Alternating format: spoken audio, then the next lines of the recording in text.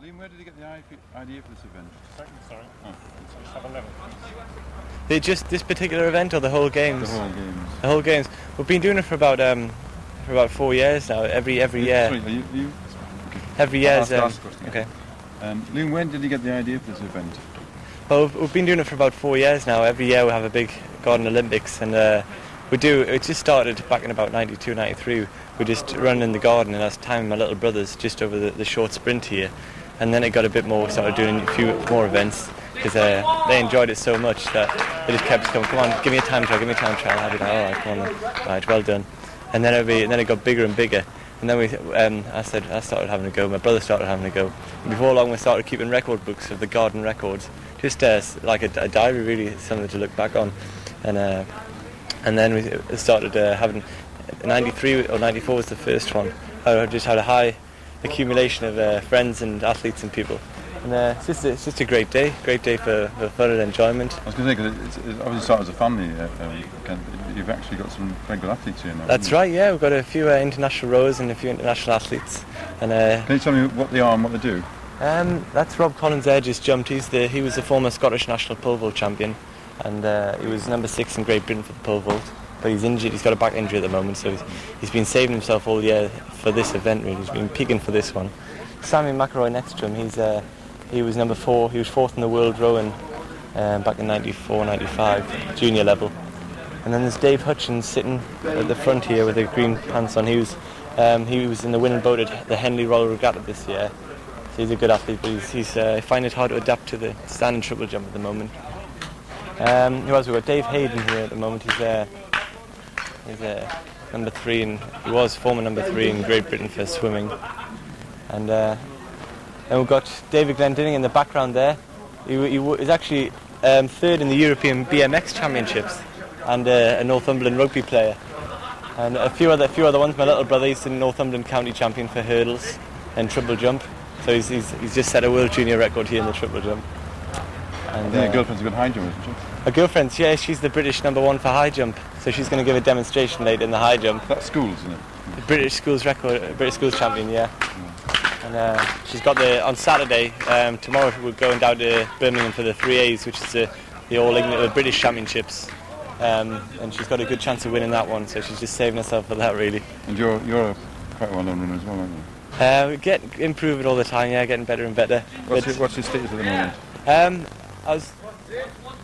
Just come around this way because it's getting a bit. I'm just getting stuff for voiceover stuff.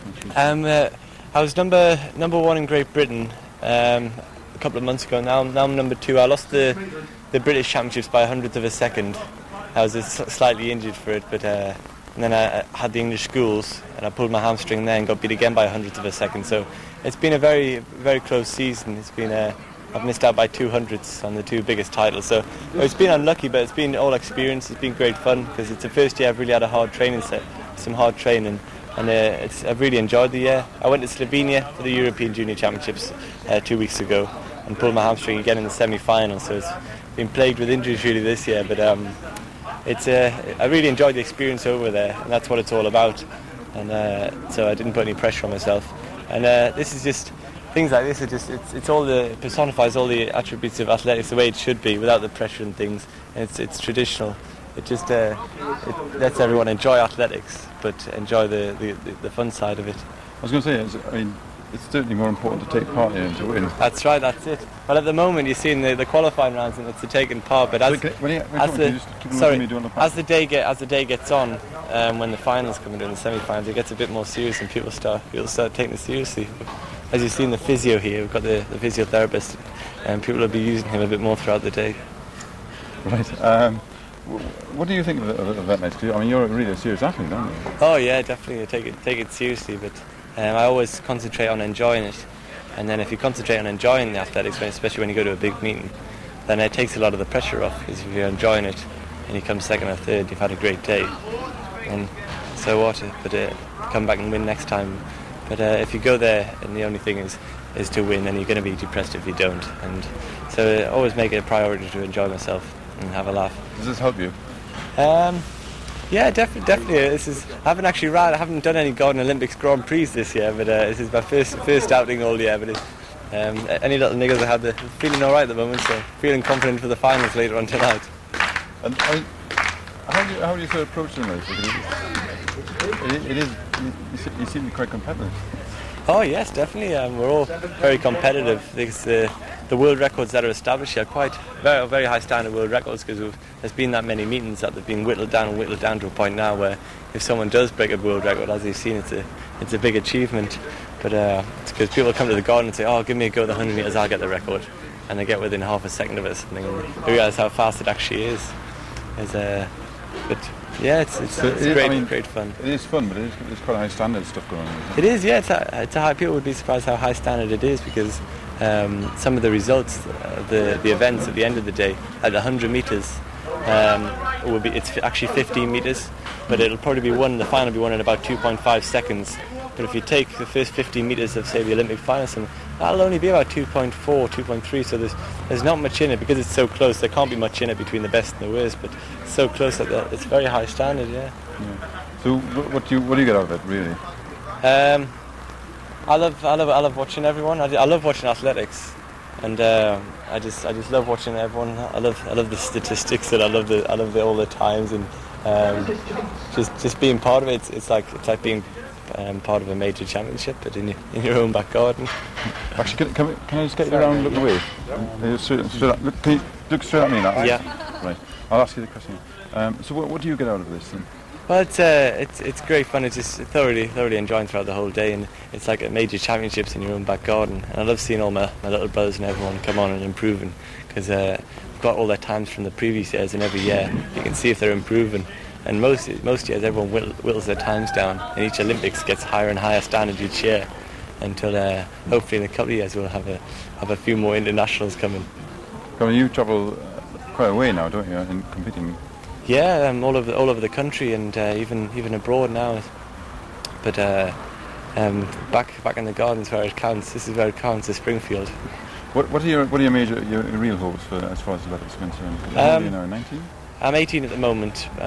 Next year I'm a senior, and I was hoping Colin Jackson wouldn't actually return to his form, because he wasn't running too well at the beginning of the season, and everyone was saying, "Oh, he's finished," and now he's bounced back, and he's sort of winners. But yeah, I hope to maybe possibly the Commonwealth Games next year is a big target. It's a dream more than a target. It's not a goal. It's just a dream. So I'll ask you the question again. Okay. You see the planes coming. Right. So what are you outside Springfield gone? What's your real aims in athletics? Well, but mostly, a lot of people say, I'll be happy when I win the Olympics, or when I go to the Olympics. That's not that's a dream more than a goal or a target. I'd love to be part of it, but it'd be nice to make some money from it, just to make some money, to be able to. I love doing it, and I'll do it for fun anyway and for free. But to actually do it for a living, to earn a bit of cash out of it would be the goal, really, more than winning major titles. But the short-term goals or dreams are the Commonwealth Games next year. They take 2 from each country, but it's not Great Britain, it's England and Wales. So Colin Jackson would be running for Wales, and it would be Tony Jarrett, and then the next one down. So if I was running well next year, I'd love to get selected for that. Because I mean, you're at a stage now where you're still growing, aren't you? So I mean, you could still developing. Yeah, still developing a lot. I've got a lot more hard training to come, and hopefully next year close to 14 or under 14 seconds for the high hurdles is the target. You're obviously a natural competitor. How competitive is this sort of thing get here? It gets very competitive, actually. Yeah, there's everyone's striving for the ultimate, the gold medal, and everyone's hoping to be presented by the goddess Athena tonight. So they're all striving for that ultimate gold medal and possibly a world record with it. But it does get very competitive, especially down the lower ranks where people are fighting for the medals. Because sometimes the gold and silver are a foregone conclusion a lot of the time. But a lot of the time, for bronze medals, it's quite a fight. And how many of you some of the lads who have come along here, and they're top athletes as well, have you met them on the circuit and sort of invited them along? Yeah, there was a lad from Wales, Mark Rowlands, who was meant to be coming, but he picked up a hamstring injury training the other night on Thursday night, and so Tuesday night, and he wasn't able to make it because he's having physiotherapy. He's number 4 in Europe and number 7 or 8 in the world for his event, and he was gonna come down and compete. He's really looking forward to it, but he rang this morning and said it's not going to be able to happen. And a few other people. I was going to ask a few more of the Southerners from the junior championship team, but we're going to wait till next year to expand that far. I think it will expand like that, do you? Definitely, it's getting bigger every year. We've got a stand this year, laser timing this year, and next year, who knows? Maybe a few more celebrities. I was going to say laser timing. It's a bit. There are some sort of quite big events around that. That's right. Well, nearly almost all events are in the north. It's only the British championships and the English schools which have laser timing.